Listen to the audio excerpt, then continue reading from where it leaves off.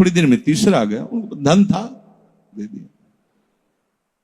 2-3 दिन बाद एक आया और 10,000 का ब्याज, 10,000 रुपये उनका अपनी जहां रखा हो निकाल लीजिए।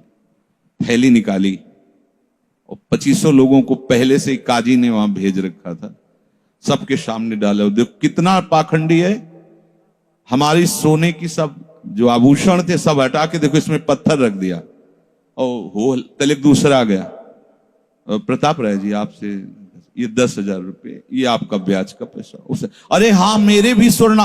तीसरा फिर, अब तो जितने गांव वाले थे जो श्रद्धा करते थे कि भक्त है, बड़ा उनका सम्मान था, सब उनके मुंह पे निंदा करने लगे। तिलक लगाए बैठे हो, कंठी बांधे हो, नाम जप करते, तुम्हें शर्म नहीं आती? तभी हम लोग सोचते थे कि कुछ करते हो रहे हो, इतना माला माल हो रहे हो, ऐसी बेईमानी तुम करते हो। काजी आ गया, उसने कहा तुम रिपोर्ट लिखाओ। रिपोर्ट लिखाई गई, बादशाह के पास रिपोर्ट पहुंचा गई। उन्होंने कहा ऐसे पाखंडी को बंदी बना लिया जाए और सारी संपत्ति जब्त कर ली जाए। प्रताप राय जी ने जब सुन, अवाक, मतलब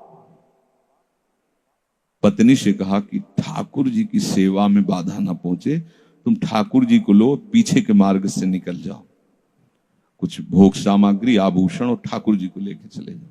पत्नी ने ऐसा किया, साफ एक बर्तन भी नहीं रहने दिया और उनको हथकड़ी डाल करके जेल में पहुंचा दिया। सब लूट लिया, सब नष्ट भ्रष्ट कर दिया। अब आप देखते जाओ।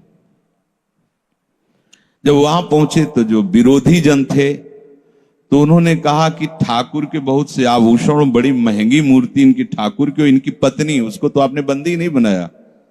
सरकारी सैनिकों ने खोज की तो अपने मायके चली गई थी, वहां से उनको बंदी बनाया। ठाकुर जी को ला करके जहां धन का स्टॉक था वहां रख दिया, आभूषण सब उनके, दोनों